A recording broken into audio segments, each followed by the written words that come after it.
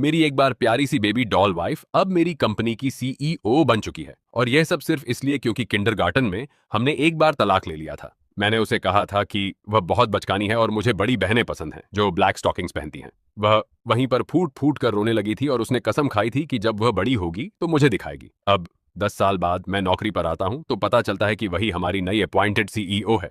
क्या मैं पूरी तरह से बर्बाद हो गया हूं? वह मुझे अपनी स्टॉकिंग्स तो नहीं खिलाएगी, है ना? बस कुछ पल पहले कुछ न करते हुए मैं अपने ऑफिस के कंप्यूटर पर माइनस्वीपर खेल रहा था। यह देखकर मेरे बगल में बैठे एक सहकर्मी ने मुझे जल्दी से चेतावनी दी।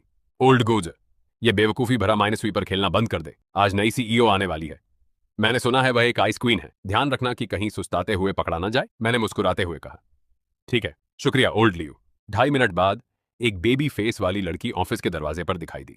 उसका प्यारा चेहरा उसके शानदार फिगर के साथ एक अद्भुत विरोधाभास पैदा कर रहा था। जिस पल वह दिखी, उसने ऑफिस में हर किसी की नजरें खींच ली। लेकिन जब सभी कर्मचारियों ने इस नई महिला सीईओ को देखा तो मैं अकेला था जो अपनी स्क्रीन पर ध्यान लगाए माइनस्वीपर में व्यस्त था। फिर भी ये वानिन की नजर सीधे मुझ पर टिक गई। जिस पल उसने मेरा प्रोफाइल साफ देखा, वह वहीं रुक गई। उसकी ठंडी आंखें पूरी तरह से नरम पड़ गईं। उसकी लंबी पलकें झपकीं, जिससे वह थोड़ी घबराई हुई और प्यारी लग रही थी। उसके लंबे घूरने के नीचे मेरी रीढ़ में अचानक एक ठंडक दौड़ गई। कोई बात नहीं, मैं इतना बदकिस्मत नहीं हूं, है ना? इतने सारे लोगों में से उसने मुझे ही सुस्ताते हुए पकड़ लिया। उसकी तीखी नजर को सहते हुए मैंने जल्दी से माउस क्लिक करके गेम को बैकग्राउंड में मिनिमाइज कर दिया। जब ऊंची एडी के जूतों की आवाज मेरे पीछे फीकी पड़ गई, तभी मैंने ऊपर देखने की हिम्मत की। जब मैंने सीईओ का चेहरा देखा तो मैं पूरी तरह से अवाक रह गया। इसलिए नहीं कि मैं उसकी शक्ल या फिगर से हैरान था, बल्कि इसलिए क्योंकि ये सीईओ वही लड़की थी जिसे मैंने पहले रिजेक्ट किया था।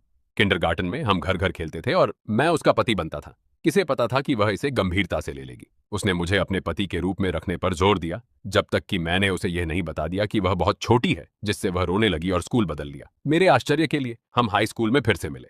वह एक प्रतिभाशाली लड़की बन चुकी थी जो एलीट क्लास में थी और 1 साल में 3 साल का ज्ञान सीख लिया था। मुझे याद है कि सोफोमोर साल में ये वान को मुझ पर बहुत क्रश था। आखिरकार एक दिन वह मेरे सामने आई। उसका चेहरा बुरी तरह लाल था, इतना लाल कि ऐसा लग रहा था जैसे उबलती केतली भाप छोड़ रही हो। उसने एक लव लेटर मेरे हाथों में सौंपा, लेकिन मैंने उसकी पढ़ाई की खातिर उससे घृणा करने का नाटक किया।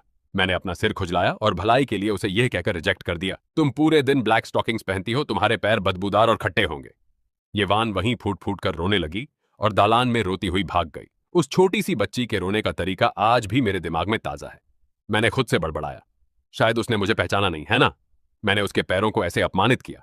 वह सच में मुझे अपनी स्टॉकिंग्स नहीं खिलाएगी, है ना? इस बीच ऑफिस के अंदर ये वान सीधे अपनी कुर्सी पर गिर पड़ी। सारा ठाट बाट छोड़कर उसने अपनी ऊंची एड़ी के जूते उतार फेंके और अपनी जेब से कुछ गमी कैंडीज निकाली। उसने एक आनंदित भाव के साथ उन्हें अपने मुंह में डाल लिया। इस तरह की जंक फूड उसके माता पिता द्वारा सख्ती से प्रतिबंधित थी, इसलिए वह केवल चुपके से ही इसे खा सकती थी। हालांकि बंद दरवाजों के पीछे थोड़ी शरारती, वह कॉर्पोरेट प्रबंधन में बेहद सक्षम थी। आखिरकार ये वान सिर्फ इसलिए सीईओ नहीं बनी क्योंकि उसका परिवार अमीर था। वह एक प्रोडिजी थी। उसने बचपन से लेकर कॉलेज तक स्कूल में पहला स्थान हासिल किया। इसके अलावा वह विभिन्न संगीत वाद्य यंत्रों में भी माहिर थी। उसके पीछे पीछा करने वाले पुरुषों की संख्या अनगिनत थी। हालांकि ये वान ने खिड़की से उस आदमी को देखा जो सुस्ता रहा था। वह रुक नहीं पाई और उसने मुंह बना लिया। उसे इसी आदमी ने 2 बार रिजेक्ट किया था और अब वे इस अजीब तरीके से फिर से मिले थे। जैसे ही उसने इसके बारे में सोचा, उसका चेहरा तुरंत लाल हो गया। अचानक ऑफिस का दरवाजा खुला। उसकी सेक्रेटरी अंदर आई और ये वान का लाल चेहरा देखा। प्रेसिडेंट, ये क्या बात है? क्या आपको बुखार है? एक चौंकी बिल्ली की तरह ये वान सीधी होकर बैठ गई और तुरंत एक गंभीर अभिव्यक्ति कर ली। मैं ठीक हूं। अगली बार दस्तक देना याद रखें। फिर जैसे कुछ याद आया, उसने बाहर डेस्क की तरफ एक उंगली उठाई। वह आदमी जो बाहर बैठा कुछ नहीं करता, बस सुस्ताता है, उसका नाम क्या है? सेक्रेटरी ने उसकी उंगली का पीछा किया और तुरंत जवाब दिया, उसका नाम गुचेन है। वह एक नया वीडियो रिव्यूअर है। उसे आए हुए केवल आधा महीना हुआ है। बिना ज्यादा सोचे सेक्रेटरी ने फाइलों का एक पहाड़ पेश किया। ये वे डिपार्टमेंट प्रोफाइल हैं जो आपने पहले मांगी थीं। कृपया एक नजर डालें। लेकिन यह वान को इसमें बिल्कुल भी दिलचस्पी नहीं थी।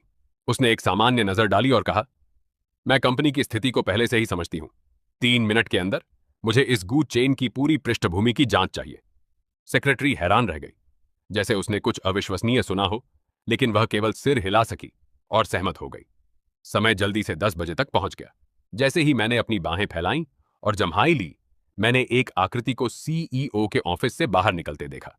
ये वान एक कार्टून वाटर मग पकड़े ध्यान से पानी कूलर पर पानी भर रही थी। मेरी डेस्क सीधे पानी कूलर के सामने थी। छोटी सी ईओ को इतना कैजुअल देखकर मुझे लगा कि उसने मुझे पहचाना नहीं है। राहत महसूस करते हुए मैंने खुशी से कुछ पोटैटो चिप्स खाए और वीडियो की समीक्षा करने के लिए अपना सिर नीचे कर लिया। हालांकि ये वान की नज़र मुझ पर ही टिकी हुई थी। मैंने अभी अभी एक निम्न स्तरीय वीडियो हटाया था कि मुझे एक सुंदर लड़की का ग्लैमर आउटफिट चेंज वीडियो मिला। इसलिए मैंने ध्यान से उसका निरीक्षण किया, यह देखने के लिए कि क्या वह किसी पॉलिसी का उल्लंघन कर रहा है। फिर भी अगले ही पल एक लड़की की ताजी खुशबू की लहर मेरे पीछे से आई। एक खूबसूरत लड़की की छोटी मुलायम ठुड्डी धीरे से मेरे कंधे पर टिक गई। उसके चमकीले लाल होंठ थोड़े खुले। तुम काफी फोकस्ड लग रहे हो। इस अचानक घटनाक्रम ने मेरे पूरे शरीर को ठंडा कर दिया। मैंने अपना सिर घुमाया तो पता चला कि यह ये वान थी। वह मेरे पीछे आकर बिना बताए खड़ी हो गई थी। रंगे हाथों पकड़े जाने पर मैं गिल्ट के मारे हकलाने लगा। 1 मिनट रुको। मुझे अभी अभी उसकी आवाज में एक शरारत का संकेत मिला था। यहाँ क्या हो रहा है? लेकिन मैंने पहले उसे जवाब देने की जल्दी की। गलत मत समझो, मेरा काम हर एक वीडियो की सावधानीपूर्वक समीक्षा करना है। यह हमारी जिम्मेदारी है। मुझे लगा कि यह एक बेदाग बहाना है, लेकिन यह वान ने अपना सिर थोड़ा झुका लिया। उसकी खूबसूरत आंखें सीधे मेरी बचती नजरों को देख रही थीं। जैसे ही मैं दबाव में आकर टूटने वाला था, उसके शानदार चेहरे पर अचानक एक अर्थपूर्ण, जानकार मुस्कान फैल गई। मुझे ऐसा क्यों लगता है कि तुम कुछ परिचित लग रहे हो? क्या हम कहीं मिले हैं? मेरा दिल तुरंत धड़कने लगा। ये वान यान द्वारा पहचाने जाने के डर से मैंने जल्दी से एक बहाना बनाया। हाँ, हर कोई कहता है कि मैं एडी पेंग जैसा दिखता हूं, तो यह पूरी तरह सामान्य है कि मैं तुम्हें परिचित लगूं। मैंने इसे कोई बड़ी बात न दिखाने के लिए अपने हाथ फैला दी, लेकिन मेरे आश्चर्य के लिए ये वान यान एक ठाका लगाए बिना नहीं रह सकी। क्लासमेट गू, तुम उतने ही बेशर्म हो जितने पहले थे। हालांकि तुम थोड़े हैंडसम हो। इस बहाने का इस्तेमाल करना मेरे लिए पहली बार है। क्लासमेट गू शब्द सुनकर मेरा दिमाग पूरी तरह से खाली हो गया। 2.5 सेकंड के अचंभे के बाद मैं हकलाया, क्लासमेट ये रुको, नहीं प्रेसिडेंट ये, आपने गलत व्यक्ति को पहचान लिया होगा। मैंने खुद को बचाने की एक आखिरी कोशिश की, लेकिन यह पूरी तरह से बेकार थी। ये वान यान ने अपनी बाहें क्रॉस की और गुस्से से कहा, मैं गलत कैसे हो सकती हूं? तुम वही हो जिसने मुझे तब डंप किया था। तुमने मुझे पूरी रात रुलाया जब तक कि मेरी आंखें पूरी तरह से सूज नहीं गईं, कमीने। मैंने अपनी आंखें फैलाईं और उसे इशारा किया कि वह अपनी आवाज नीचे करे। प्रेसिडेंट ये, कृपया इतने सारे लोगों के सामने बकवास ना करें। मेरी घबराहट को देखकर ये वान यान ने शरारती ढंग से अपनी छोटी जीभ बाहर निकाली। वह स्वभाव से सीधी थी। एक बार जब उसका मन बना लिया तो उसे इस बात की परवाह नहीं थी कि दूसरे क्या सोचते हैं। उसने ऑफिस में बाकी सभी को पूरी तरह से नजरअंदाज कर दिया। इस बीच मेरे सहकर्मी पूरी तरह से दंग रह गए थे। उन्होंने शुरू में सोचा था कि सीईओ मुझे सुस्ताते हुए पकड़ने आई है। किसे पता था कि वे क्लासमेट थे और महिला सीईओ वह थी जिसे डंप किया गया था। ये वान यान के लाल होंठ थोड़ी सी मुस्कान में मुड़ गए। क्लासमेट गू, कंपनी इन दिनों बहुत व्यस्त है। चूंकि तुम इतने समर्पित और जिम्मेदार हो, क्या तुम कंपनी के लिए 1 घंटा अतिरिक्त ओवरटाइम कर सकते हो? मेरा चेहरा तुरंत उतर गया। मुझे ही क्यों ओवरटाइम करना पड़ा? ये वान और भी चमकते हुए मुस्कुराई। हाँ, इस तरह तुम मेरी तरह एक खूबसूरत सी ईओ के साथ काम से बाहर निकल सकते हो। खुश नहीं हो? यह सुनकर मेरी आंखें फैल गईं। खुश मेरे पांव, क्या तुम पहले से ही मुझे निशाना बना रही हो? लेकिन चूंकि वह मेरी बॉस थी, मेरे पास सहमत होने के अलावा कोई चारा नहीं था। मैंने मन ही मन सोचा कि अगर मैं जल्दी निकल गया तो शायद मैं उससे बच सकता हूं। मेरी सहमति पाकर ये वान खुशी खुशी अपने ऑफिस की तरफ लौट गई, पूरी तरह से प्रसन्न। उसे एहसास हुआ कि वह अब भी गुच्चेन को पसंद करती है, लेकिन वह उतनी शर्मीली नहीं थी जितनी हाई स्कूल में हुआ करती थी। अब वह हर अवसर पर सक्रिय रूप से उसका पीछा करेगी। वह विश्वास नहीं करना चाहती थी कि वह इस बार गू चेन को नहीं जीत सकती। उसे जाते हुए देखकर मुझे बहुत बड़ा सिरदर्द हुआ। मुझे इस लड़की के साथ क्यों पड़ना पड़ा? एक स्लैकर बनना इतना मुश्किल क्यों है? इससे पहले कि मैं अपनी भावनाओं को संसाधित कर पाता, ऑफिस में फिर से चर्चा शुरू हो गई। ओल्ड गू, तुम कमाल हो। तुमने सीईओ के साथ डेट किया था। कभी मुझे भी अपना सीक्रेट सिखाना। मैं केवल एक खोखली हंसी दे सका और सुस्ताते हुए समय बिताता रहा।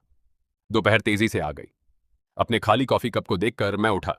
कुछ कंपनी के फायदे लेने की योजना बना रहा था। अचानक किसी ने मुझे वापस मेरी सीट पर धकेल दिया। ये वान मेरे पीछे फिर से कहीं से प्रकट हो गई थी। एक प्यारी सी गर्ल नेक्स्ट डोर मुस्कान के साथ उसने कहा, गुचैन बैठ जाओ, मुझे तुम्हारे लिए कॉफी बनाने दो। उसने मेरे हाथ से खाली कप लेने के लिए हाथ बढ़ाया। मैंने तुरंत एक अत्यधिक विनम्र अभिव्यक्ति लगा ली। मुझे खुद करना चाहिए, मैंने कहा। मन ही मन सोचा कि मैं वास्तव में इस महिला के साथ ज्यादा नहीं पड़ना चाहता। हालांकि ये वान ने कप छीन लिया। इसमें क्या फर्क पड़ता है? क्या कोई बॉस अपने कर्मचारी की देखभाल नहीं कर सकती? जब वह कॉफी लेकर लौटी और मुझे दी तो मैं केवल सिर हिलाकर धन्यवाद कर सका। मैंने सोचा कि वह कॉफी देकर चली जाएगी, लेकिन उसने मेरे सहकर्मी की कुर्सी खींची और मेरे ठीक बगल में बैठ गई। गुचेन, तुम्हारा काम काफी थका देने वाला होगा, है ना? मुझे तुम्हारा साथ देने दो और तुमसे बात करती हूँ। उसने अपनी खूबसूरत आंखें झपकाईं। अब मुझे एहसास हुआ कि मेरे हाई स्कूल रिजेक्शन के बाद ये वान ने हार नहीं मानी थी। इसके बजाय वह मेरे करीब आने के लिए अपनी वरिष्ठ की स्थिति का उपयोग कर रही थी। यह सोचकर मैंने गंभीर चेहरे के साथ कहा, काम मुझे खुशी देता है, मैं थका कैसे हो सकता हूं। लेकिन एक चिपचिपी बिल्ली के बच्चे की तरह ये वान बस वहीं बैठी मुझे ध्यान से घूरती रही। गंभीर कार्य मोड में आकर मैंने अपने कार्यों में खुद को डुबो दिया और पूरी तरह से चुप रहा। आखिरकार ये वान बोलने से नहीं रह सकी। गुचैन, क्या तुम्हें अब भी हमारे हाई स्कूल के दिन याद हैं? मुझे याद है कि मुझे तुम्हें बास्केटबॉल खेलते देखना बहुत पसंद था, खासकर तुम्हारी वन हैंड स्लैम डंक्स। तुम बहुत हैंडसम थे। एक खूबसूरत लड़की द्वारा तारीफ किए जाने पर मुझे अंदर ही अंदर थोड़ा गर्व हुआ। लेकिन सच कहूं तो जिम क्लास का वह एक बार का समय बहुत अजीब था। मैं एक स्टाइलिश डंक के साथ दिखावा करना चाहता था, लेकिन बीच में ही गड़बड़ कर दी। मैं सीधे अपने घुटनों के बल गिर गया। मूल रूप से दर्शकों को साष्टांग प्रणाम कर रहा था, इसलिए मुझे इसका जिक्र करने में बहुत शर्म आ रही थी। ये वान यादों के रास्ते पर चलती रही। और तुम बहुत दयालु भी थे। स्कूल के बाद हर दिन मैं तुम्हें ठीक समय पर बाहर उस गरीब आवारा कुत्ते को खाना खिलाते हुए देखती थी। इसने मुझे फिर से बहुत अजीब महसूस कराया। सोफोमोर साल में एक डरावना आवारा कुत्ता था। वह मेरा स्कूल के बाद हर दिन पीछा करता था। अगर मैं उसे खाना नहीं खिलाता तो वह मेरा 3 ब्लॉक तक शिकार करता था। यही एकमात्र कारण था कि मैं हर दिन उस कुत्ते को खाना खिलाने के लिए मजबूर था। थोड़ी देर बात करने के बाद ये वान ने आखिरकार पुरानी बातें करना बंद कर दिया। उसने अपनी आवाज नीची की और फुसफुसाया, मुझे चुपके से बताओ, क्या तुम्हें यहां कोई लड़की पसंद है? मैं तुम्हें कन्फेस करने में मदद कर सकती हूं। सतह पर वह ऐसी दिख रही थी जैसे वह मेरी परवाह कर रही हो, लेकिन उसके स्वर में पूर्ण ईर्ष्या टपक रही थी। अगर मैंने उसे सच में बताया कि मुझे यहां कोई पसंद है, तो शायद मैं आज रात कंपनी के दरवाजे से एक पैर भी बाहर नहीं निकाल पाता। फिर भी मैंने उसे चिढ़ाने का फैसला किया। मैंने वापस फुसफुसाया, बेशक मुझे पसंद है। क्या तुम सच में मेरी मदद करने को तैयार हो? ये वान का चेहरा तुरंत बिखर गया। वह केवल मेरा परीक्षण करना चाहती थी, लेकिन उसे उम्मीद नहीं थी कि मैं वास्तव में हाँ कहूं। उसने एक भयंकर प्यारे स्वर में मांग की, मुझे अभी बताओ कि वह कौन है। उसे एक चौंकी बिल्ली की तरह भड़कते देखकर मुझे होड़ हो गई और मैंने उसकी तरफ मजाकिया चेहरा बनाया। हे, मैं तुम्हें नहीं बताऊंगा। ये वान पूरी तरह से पागल हो गई और उसने तुरंत उस कथित लड़की को खोजने के लिए पूरी तरह से जांच करने का फैसला किया। यह देखकर कि मैं कुछ देर चुप रहा, उसने अपनी कुर्सी और करीब खींची। उसका मुलायम शरीर धीरे से मेरे साथ टिक गया। वाह, तुम क्या कर रही हो? मेरा दिल धड़क गया। क्या वह शारीरिक बल और मीठी बातों का सहारा ले रही थी जो असफल हो गई? लेकिन यह वान मीठी मुस्कान के साथ मेरी छाती के पास गहरी सांस ली। तुम जो परफ्यूम पहन रहे हो वह बहुत अच्छी खुशबू आ रही है। मैं पूरी तरह से स्तब्ध रह गया, बिल्कुल बेजुबान। यह कैसा बुरा बहाना था। मैं पूरी तरह से लड़का हूं और जीवन में कभी परफ्यूम का इस्तेमाल नहीं किया। उसके बाद यह वान ने ज्यादा कुछ नहीं कहा। वह बस चुपचाप मेरे बगल में बैठी मुझे वीडियो की समीक्षा करते हुए देखती रही। बीच बीच में वह अपनी अंतर्दृष्टि भी देती रही। बस ऐसे ही शाम आ गई। थोड़ी नींद महसूस करते हुए मैंने अपनी आंखों के कोने से ये वान को देखा और जम्हाई नहीं ले सका। मैंने देखा कि वह धीरे धीरे एक तरफ झुक रही थी। चिंता हुई कि उसका सिर डेस्क पर लग जाएगा। मैंने उसे समय रहते पकड़ लिया। ये वान बिल्कुल बेवकूफ की तरह सोती थी, मेरे हाथ पर लार टपका रही थी। अगर किसी ने यह देखा तो न केवल उसकी आइस क्वीन सीईओ छवि चकनाचूर हो जाएगी, बल्कि वह एक सुंदरता के खिताब भी खो देगी। फिर भी उसका यह शांतिपूर्ण बेवकूफी भरा रूप काफी प्यारा था। अचानक ये वान ने करवट बदली और मेरा दाहिना हाथ जो माउस पर था दबा लिया। मैं हैरान था। उसका ऑफिस बहुत बड़ा है, तो वह वहां वापस सोने क्यों नहीं गई? क्या मेरे ठीक बगल में सोना वाकई इतना बेहतर है? धीरे से उसकी छोटी नेकटाई को हटाकर जो मेरे हाथ पर दब रही थी, मैंने अपना कंप्यूटर बाईं ओर शिफ्ट कर दिया ताकि उसके लिए एक बड़ी जगह खाली हो सके। धीरे धीरे वह सिर्फ लार ही नहीं टपकाती थी, बल्कि नींद में बातें भी करने लगी थी। गुचैन, मैं तुम्हें दूसरी लड़कियों को पसंद करने की इजाजत नहीं दूंगी, और कृपया मुझे फिर से रिजेक्ट मत करना, ठीक है? हालांकि उसकी आवाज नींद से थोड़ी धुंधली थी, फिर भी अगर ध्यान से सुना जाए तो साफ सुनाई दे रही थी। मैं मुस्कुराया। इसके बारे में ज्यादा नहीं सोचा, न तो सहमत हुआ और न ही नकारा। जब ये वान आखिरकार उठी तो उसने अपनी पतली कमर फैलाई और एक जम्हाई ली। तब उसे एहसास हुआ कि उसकी सोने की मुद्रा थोड़ी ज्यादा ही बेतरतीब थी। उसने अपने प्यारे आदमी को पूरी तरह से कोने में दबा दिया था। चेन, मुझे बहुत माफ करना। उसके नीचे सिर झुकाए माफी मांगते देखकर मैं हल्का सा मुस्कुराया। कोई बात नहीं।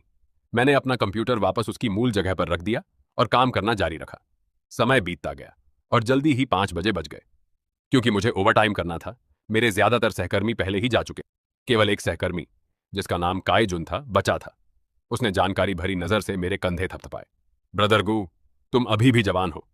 जब कोई अवसर आए तो उसे जरूर भुनाना चाहिए। थोड़ा और सक्रिय बनो और तुम्हें जीवन भर संघर्ष नहीं करना पड़े। उसकी चालाक मुस्कान को देखकर मेरे माथे पर 3 सीधी काली लकीरें दिखाई दी। वह किस बारे में बात कर रहा था? मुझे शुगर बेबी बनने की बिल्कुल भी इच्छा नहीं है। नौजवानों को अमीर औरत की मिठास का पता ही नहीं होता। मेरी जिद देखकर काई जुन केवल असहाय रूप से सिर हिला सका, अपना सामान पैक किया और चला गया। कुछ देर बाद मैं पूरे ऑफिस में अकेला कर्मचारी बचा था। घड़ी देखी, लगभग 6 बजे बज रहे थे। मैंने मौका भांपा, अपना लैपटॉप बंद किया और भागने की तैयारी की। जब तक मैं काफी तेज दौड़ूंगा, वह चिपचिपी लड़की मुझे नहीं पकड़ पाएगी। इसके अलावा मुझे घर पर काम है। मैंने काफी दिनों से वीडियो गेम नहीं खेला है और औरतें तो मेरी गेमिंग एपीएम को धीमा कर देती हैं। मैं जल्दी से एग्जिट तक पहुंचा। जैसे ही मैंने सांस लेने के लिए रुकना चाहा, ठीक उसी पल एक गोरी सी छोटी हाथ बिना आवाज के मेरे कंधे पर आकर टिकी। मैंने आश्चर्य से सांस खींची और वहीं जम गया। फिर एक मीठी लेकिन थोड़ी नाराज आवाज मेरे कान में गूंजी। चैन चैन, तुम इतनी जल्दी में क्यों हो? क्या तुम जानबूझकर मुझसे बचने की कोशिश कर रहे हो? मैंने अपना सिर घुमाया और पाया कि ये वान एक बार फिर मेरे पीछे खड़ी थी। उसने अपना छोटा सा सिर झुकाया, मुझे प्यारेपन से घूर रही थी। बिल्कुल नहीं, वह मुख्य द्वार के ठीक पीछे छिपी हुई थी। पता चला कि वह पूरे समय घात लगाकर बैठी थी। मैं सीधे उसके जाल में फंस गया था। मैंने अपने कंधे उचकाए और एक बेकार बहाना बनाया। प्रेसिडेंट, ये मेरी मां ने मुझे रात के खाने के लिए घर बुलाया है। यह सुनकर ये वान मुझसे खुश और नाराज दोनों हो गई, लेकिन उसने खुद को रोक लिया। उसका सुंदर चेहरा मेरे और करीब आता जा रहा था।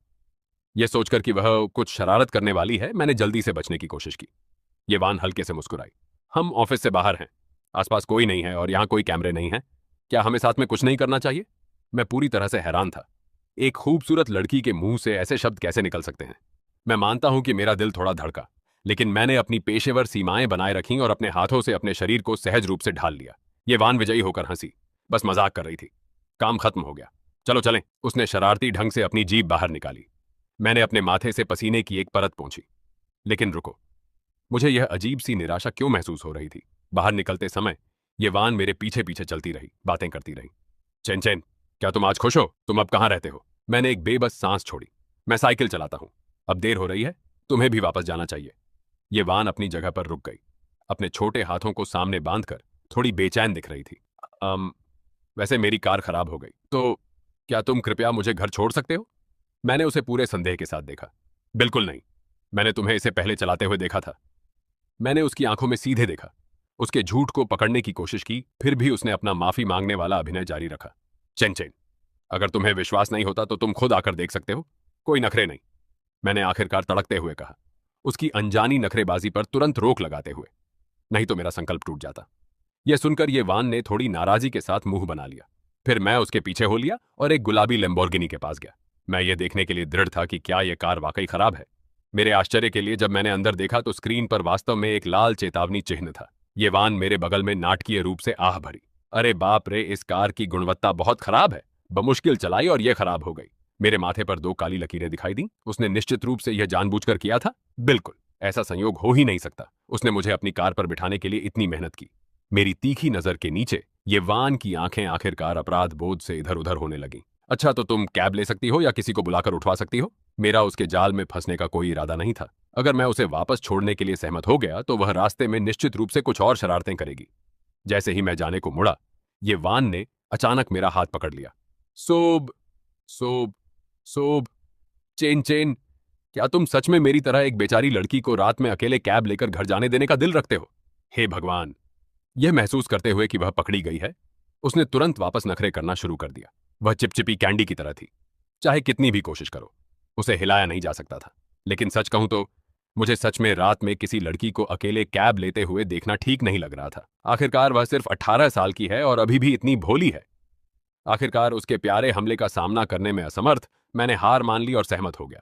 अगली चीज जो मुझे पता चली वह यह थी कि वह या तो मेरे हाथ हिला रही थी या अपना छोटा सा चेहरा मेरी बांह से सटा रही थी। वह बेहद प्यारी थी, यहां तक कि शुद्ध स्टील का आदमी भी इस उपचार के तहत पिघल जाएगा। लेकिन रुको, क्या वह सच में इतनी सहज है कि मुझे उसे घर छोड़ने दे? साइकिलों पर यात्रियों को बैठने की अनुमति नहीं है ना? मैंने सुना है कि पकड़े जाने पर जुर्माना हो सकता है।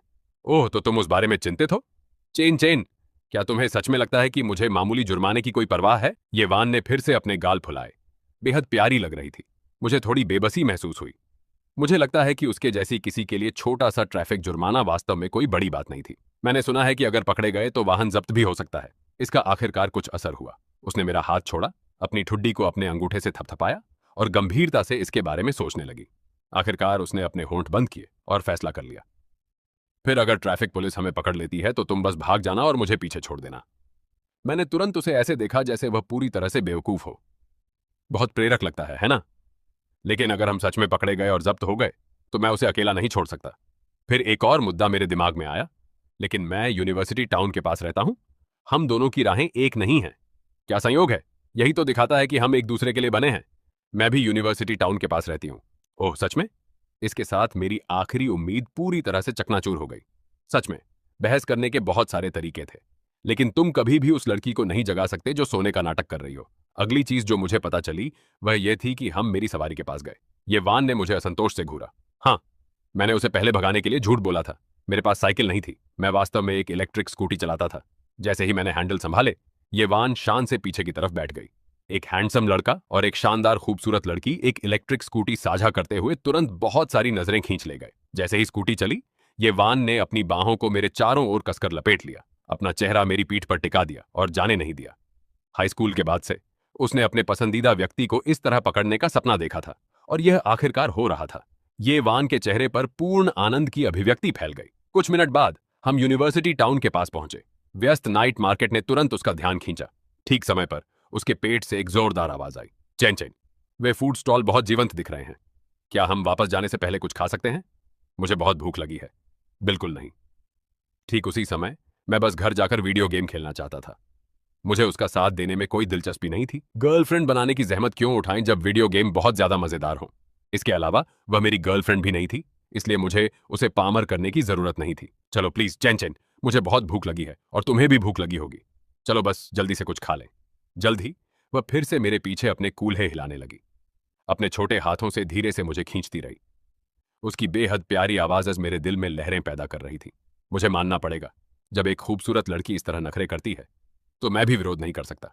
आखिरकार मैंने हैंडल घुमाया और सीधे यूनिवर्सिटी टाउन नाइट मार्केट में चला गया। मैंने जल्दी से स्कूटी पार्क की और ये वान पीछे से उतरी, थोड़ा रोती हुई। ओच! उस पर बैठने से मेरा निचला हिस्सा बहुत थक गया है। मैंने उस पर आंखें घुमाई। रात की हवा काफी ठंडी है, ध्यान रखना कि कहीं सर्दी न लग जाए। हवा का एक अचानक झोंका बहा और ये वान ने सहज रूप से अपनी गर्दन सिकोड़ ली। इस छोटे से विवरण को देखकर मैंने अपनी जैकेट उतारी और उसे उसके कंधों पर डाल दी। ये वान ने जैकेट को देखा, उसकी आंखें सुखद आश्चर्य से फैल गईं। चेन चेन, तुम अचानक मुझसे इतना अच्छा व्यवहार क्यों कर रहे हो? मैंने बस सादे स्वर में उत्तर दिया, क्योंकि मुझे गर्मी लग रही है। अगर तुम्हें नहीं चाहिए तो वापस दे दो। एक सुरक्षात्मक बिल्ली के बच्चे की तरह अपने भोजन की रखवाली करते हुए उसने जल्दी से जैकेट के दोनों किनारों को पकड़ लिया ताकि मैं उसे ले ना सकूं। नहीं, किसने कहा कि मुझे नहीं चाहिए? ये अब मुझ पर है, इसलिए मैं इसे तुम्हें वापस नहीं दूंगी। उसने शरारती ढंग से आंखें मारी, अंदर ही अंदर पूरी तरह से उत्साहित थी। उसे इस तरह देखकर मुझे वह बेहद प्यारी लगी। मुझे लगभग उसे उठाकर उसके गाल पर एक बड़ा सा किस करने का मन किया। थोड़ी दूर चलने के बाद हम फूड स्ट्रीट में दाखिल हुए। यह जगह किनारे किनारे भरी हुई थी, जो खाने के शौकीनों के लिए एक सच्चा स्वर्ग थी। बारबेक्यू, मिल्क टी, ओडेन, समुद्री भोजन, वह सब कुछ जो तुम सपने में भी देख सकते हो वहां मौजूद था। Stinky tofu. चेन चेन, मुझे सच में कुछ खाने का मन है। क्या तुम मेरे लिए खरीद सकते हो? मैंने अपना सिर घुमाया और उसे एक नजर देखी। हे बिग सिस, क्या तुमने इस महीने की तनख्वाह अभी तक नहीं निकाली है? सच कहूं तो स्टिंकी टोफू बिल्कुल भी महंगा नहीं है, लेकिन मैं उसके कहने भर पर उसके लिए खरीदने वाला नहीं था। मैं उसे बिगाड़ नहीं सकता था। क्या ऐसा है? ये वान थोड़ी हैरान दिखी। उसे उम्मीद नहीं थी कि मैं इतनी छोटी सी बात पर मना कर दूंगा, इसलिए उसने अपना फोन निकाला और कुछ बार स्क्रीन टैप की। इससे पहले कि मैं उसे रोक पाता, मुझे अचानक एक बैंक नोटिफिकेशन मिला। 10,000 युआन जमा किए गए हैं। ये वान ने खुशी से मुस्कुराते हुए ऊपर देखा। तो अब तुम मेरे लिए और भी स्वादिष्ट खाना खरीद सकते हो? मेरे चेहरे पर एक काली लकीर दिखाई दी, जैसे मैं उसे एक छोटी बेवकूफ समझ रहा था। कितनी खर्चीली लड़की है। मुझे यह पैसा बाद में उसे वापस करना होगा, नहीं तो वह इस बहाने हर दिन मुझ परेशान करती रहेगी। मैंने 2 पोर्शन स्टिंकी टोफू का ऑर्डर दिया। यह देखकर ये वान ने उत्सुकता से अपने हाथों को प्रार्थना की मुद्रा में जोड़ लिया, अपने होंठ चाटते हुए लार टपका रही थी। मैंने उत्सुकता से उसे देखा। तुम्हारी तरह एक अमीर युवती को यह खाना पसंद है? ये वान ने तुरंत मेरी तरफ आंखें मारी।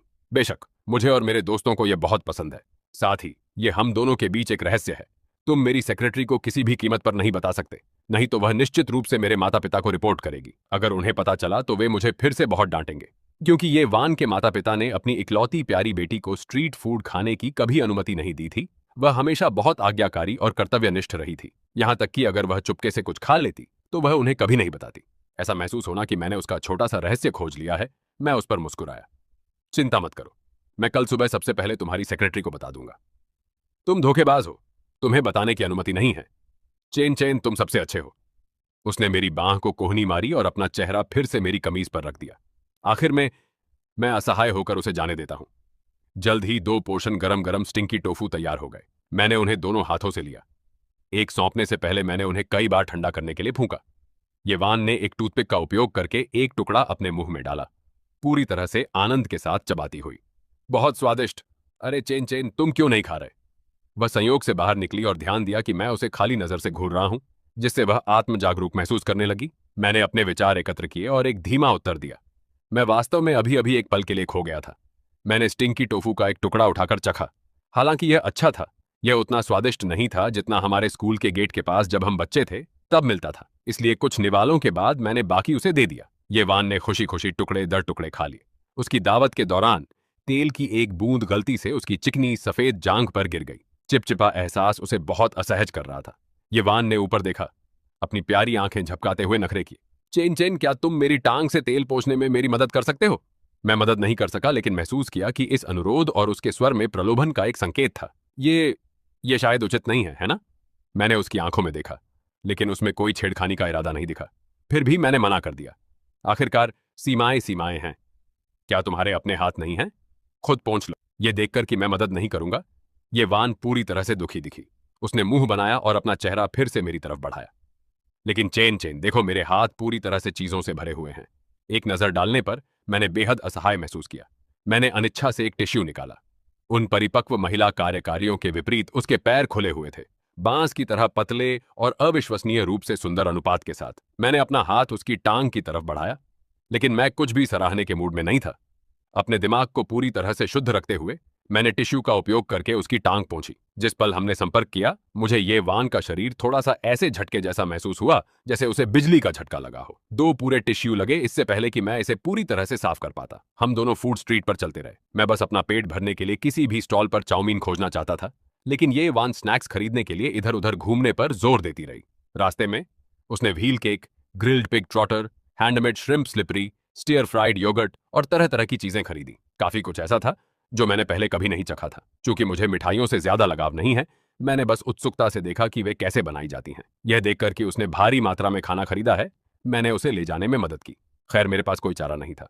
वह महिला सीईओ है आखिरकार। साथ ही इससे उसके हाथ खाली हो गए ताकि वह वास्तव में खा सके। बेशक वह समय समय पर मुझे इनाम देती रही, ठीक उसी समय की तरह। उसने आधा कटा हुआ व्हील केक उठाया और मेरे मुंह के पास रख दिया। सिवाय इसके कटे हुए किनारे पर चमकदार लाल लिपस्टिक लगी थी। मैंने अपना सिर हिलाया और तुरंत मना कर दिया।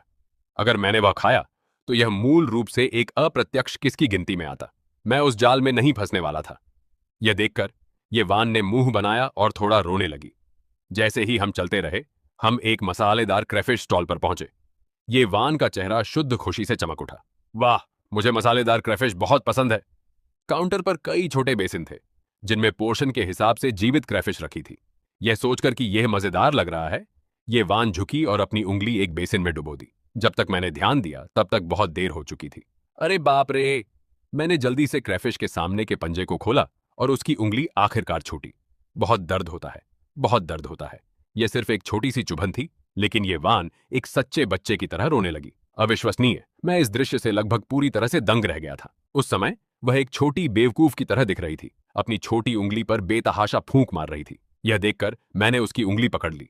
जब वह मुझे भ्रमित होकर देख रही थी, मैंने धीरे से उसकी उंगली अपने मुंह में डाल ली। उसकी उंगली के चारों ओर गर्माहट महसूस करते ही ये वान ने तुरंत सारा दर्द भूल दिया। उसकी खूबसूरत आंखें फैल गईं। मैंने तुरंत उसे समझाया, गलत मत समझो, मेरे पास कोई बैंडेड नहीं है और लार कुछ हद तक खून को रोकने में मदद कर सकती है। ये वान ने एक धीमी, शांत प्रतिक्रिया दी। बेहद विनम्र दिख रही थी। गुआचेन को उसकी वाकई परवाह थी। आखिरकार मुझे नहीं पता था कि वह क्या सोच रही थी।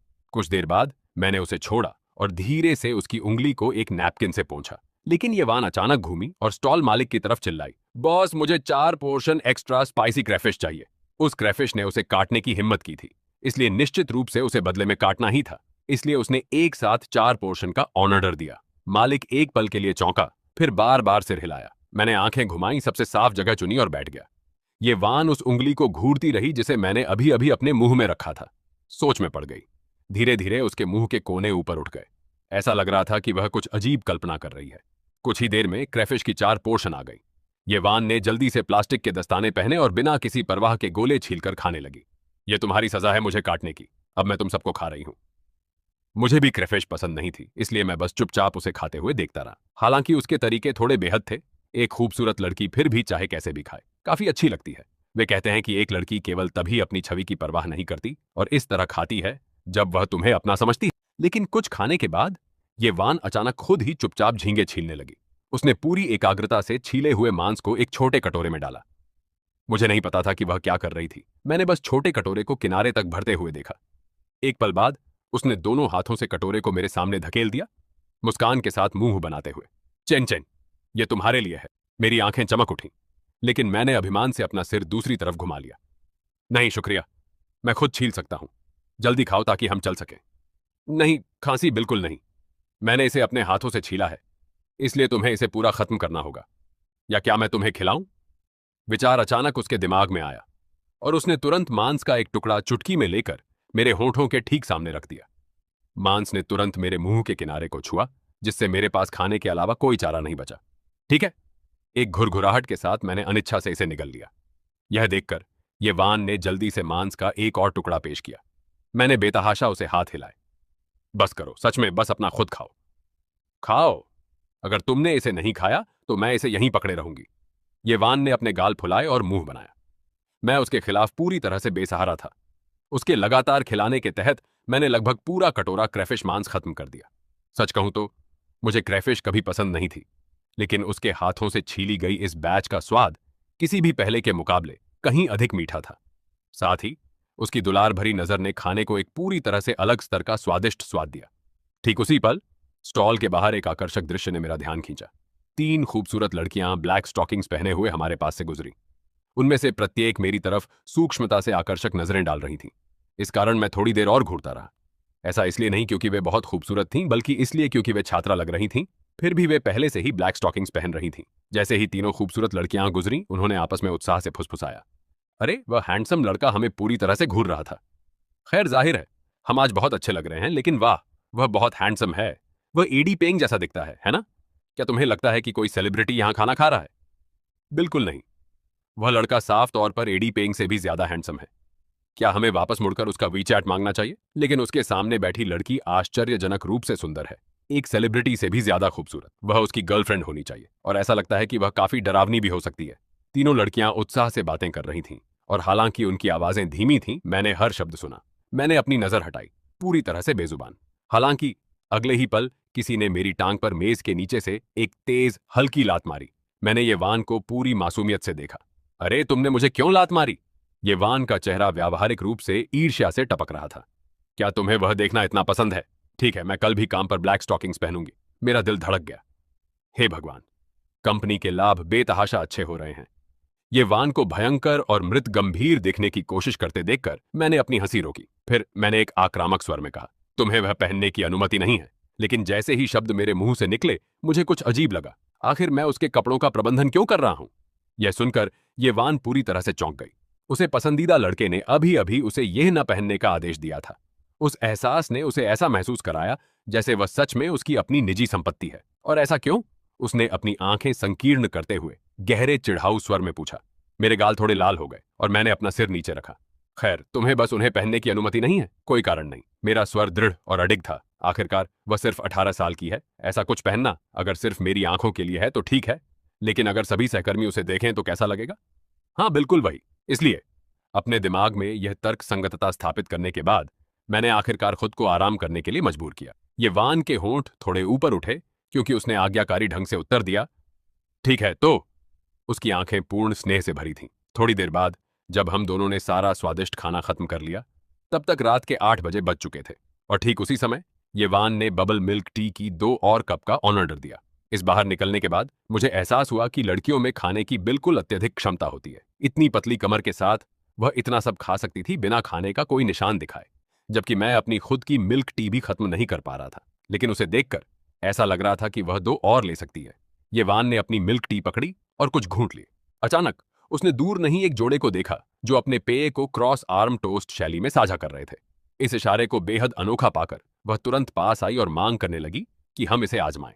चेन चेन, वहां उस जोड़े को देखो, वे बहुत प्यारे लगते हैं, चलो हम भी वैसे करें। चलो क्रॉस आर्म मिल्क टी पीते हैं, ठीक है? प्लीज, मैं तुमसे मिन्नत करती हूं। वह एक छोटी बिल्ली के बच्चे की तरह थी, शरारती ढंग से मेरा हाथ खींच रही थी, लेकिन इस बार मैंने पूरी तरह से हार मानने से इनकार कर दिया। तुमने खुद कहा था, यह कुछ ऐसा है जो सिर्फ कपल्स करते हैं। मैं इतना बोर नहीं हूं, मैं इस पर उसे बिगाड़ने वाला नहीं था। हम बस एक सामान्य खाने के लिए बाहर आए थे। चीजें इस हद तक कैसे पहुंच गई? अगर तुम ऐसे ही करते रहे तो तुम्हें कभी गर्लफ्रेंड नहीं मिलेगी। रिजेक्ट किए जाने के बाद ये वान ने निराशा में अपना पैर पटका। जितना वह इसके बारे में सोचती, उतना ही उसे गुस्सा आता। उसने जल्दी से फिर भी धीरे से मेरी छाती पर मुक्का मारा। फिर जैसे किसी को पकड़े जाने से डर रही हो, वह शरारती मुस्कान के साथ घूमी और भागने लगी।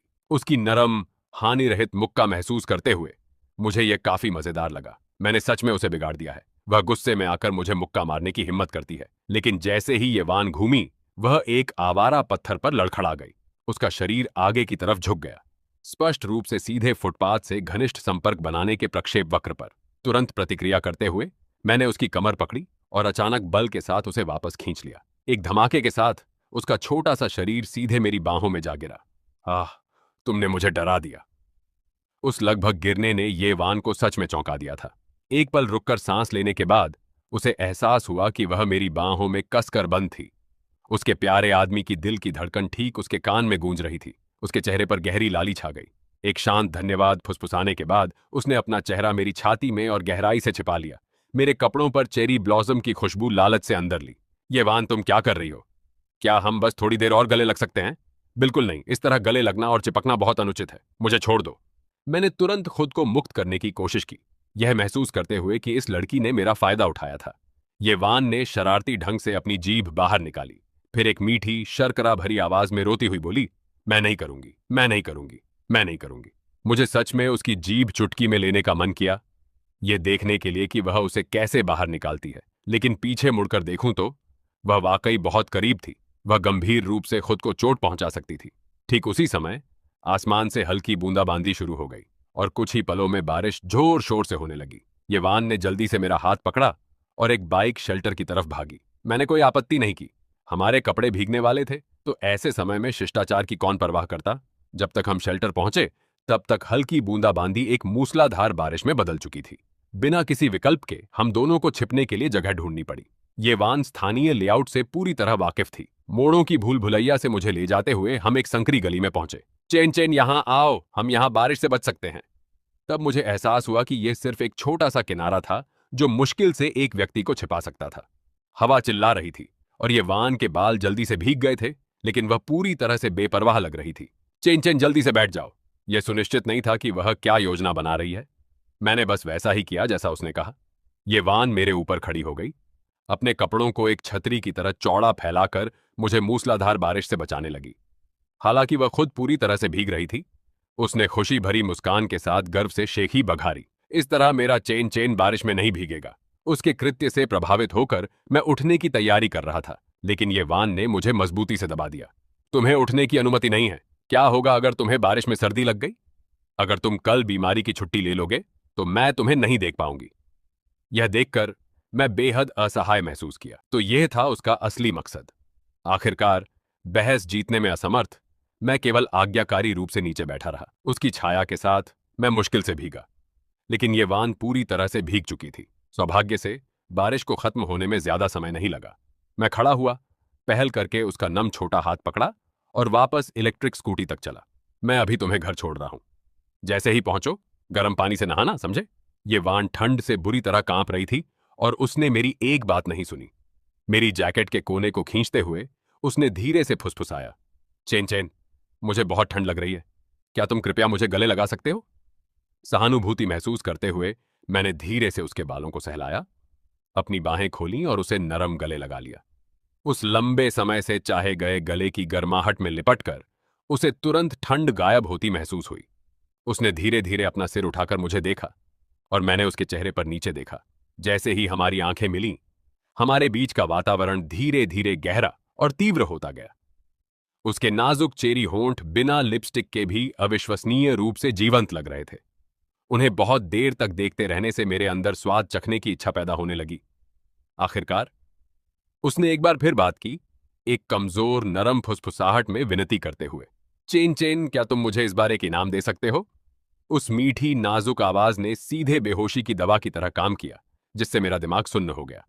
होश खोकर मैंने धीरे से अपना सिर झुकाया। ये वान ने सहयोगपूर्वक अपने पंजों के बल खड़े होकर हम दोनों ने एक दूसरे को बाहों में भरते हुए गहरे किस किया। हालांकि आपदा हमेशा सबसे खूबसूरत पलों में ही आती है। क्योंकि हम दोनों पल में पूरी तरह से खो गए थे, हम ये नोटिस करने में असफल रहे कि हमारा संयुक्त गुरुत्वाकर्षण केंद्र दाईं ओर शिफ्ट हो रहा था।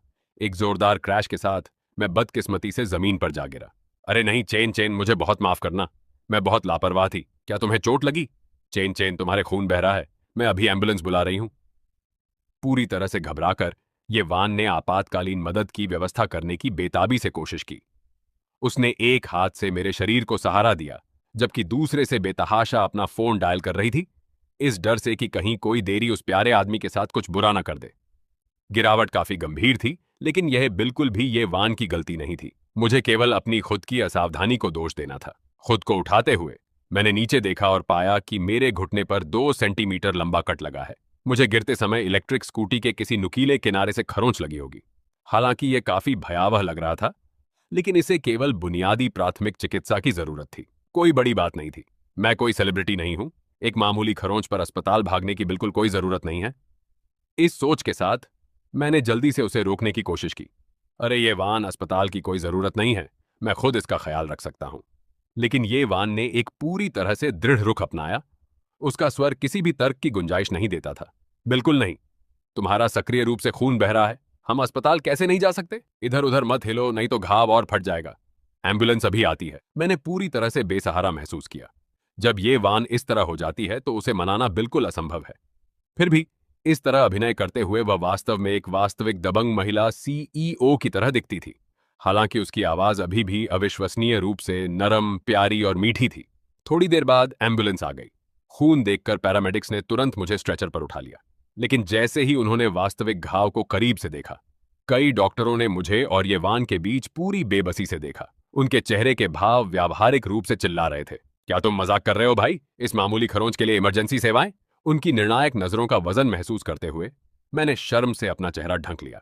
1.5 घंटे बाद रात के 11 बजे बज चुके थे।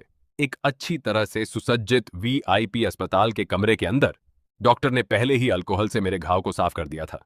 इस बीच ये वान ने निजी बाथरूम में जाकर स्नान किया था और साफ कपड़ों का एक सेट बदल लिया था। चेन चेन, क्या तुम्हें किसी दवा की जरूरत है? क्या तुम्हें प्यास लगी है? थोड़ा पानी चाहिए? कुछ फल कैसे रहेंगे? क्या तुम्हें ठंड लग रही है? चेन चेन, चेन चेन, कृपया मुझसे बात करो। ये वान की देखभाल की तीव्र लहर से अभिभूत होकर मैं हंसने से नहीं रह सका। मैं ठीक हूं, सच में। तुम जाओ, आराम करो। यह सुनकर वह आखिरकार बैठ गई, मेरे अगले आदेश का आज्ञाकारी इंतजार करते हुए। घाव पर पट्टी बंध गई है, मैं चेकआउट कर रहा हूं। लेकिन मेरे आश्चर्य के लिए पहले की आज्ञाकारी ये वान तुरंत एक भयंकर छोटी बाघिन में बदल गई, मुझे रोकते हुए। बिल्कुल नहीं। क्या होगा अगर तुम बाहर जाकर किसी और चीज से टकरा गए? क्या होगा अगर तुमने बहुत अचानक हरकत की और घाव फट गया? अगर ये फट गया और बैक्टीरिया के संक्रमण से तुम्हारी टांग लकवाग्रस्त हो गई और यह पूरे शरीर की विकलांगता में बदल गई, तो यह इसके लायक नहीं होगा।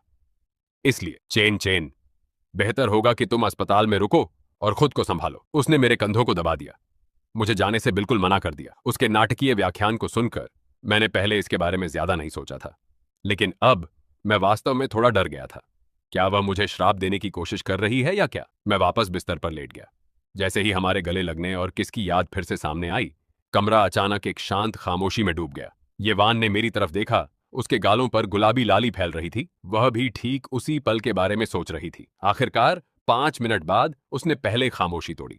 चेन चेन, मैंने पहले ही प्रबंधन को बता दिया है, तुम्हें कल काम पर नहीं जाना है। बस यहां आराम करो और ठीक हो जाओ। वैसे भी देर हो रही है, तो हम क्यों नहीं सोते? मैंने उसकी तरफ देखा।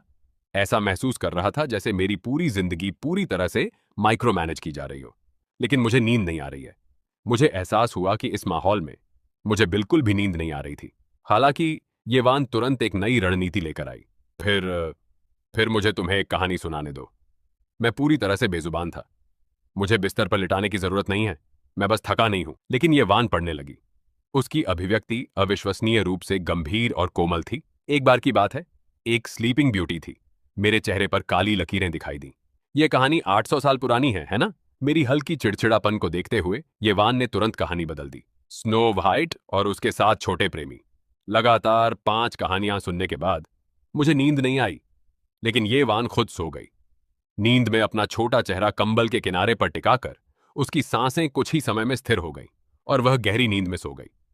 उसे बैठे बैठे सोते देखना बेहद असहज लग रहा था, इसलिए मैंने चुपचाप और धीरे से उसे उठाया और बिस्तर पर लिटा दिया। शायद वह सच में थकी हुई थी, या शायद वह एक असाधारण रूप से भारी सोने वाली थी, लेकिन एक मासूम बच्चे की तरह इतनी हरकत के बावजूद वह बिल्कुल नहीं उठी। मैंने उसके छोटे सिर को थपथपाया और फुसफुसाया, गुड नाइट। फिर मैं मुड़ा और बाहर चला गया। मुझे अब भी अपने घर के अपने बिस्तर पर सोना ज्यादा पसंद था, क्योंकि वहां मेरा एक बॉडी पिलो है और मुझे एक ऐसी आदत है जिसके बिना मुझे नींद ही नहीं आती जब तक मैं किसी चीज को गले लगा कर ना सोऊं। The end.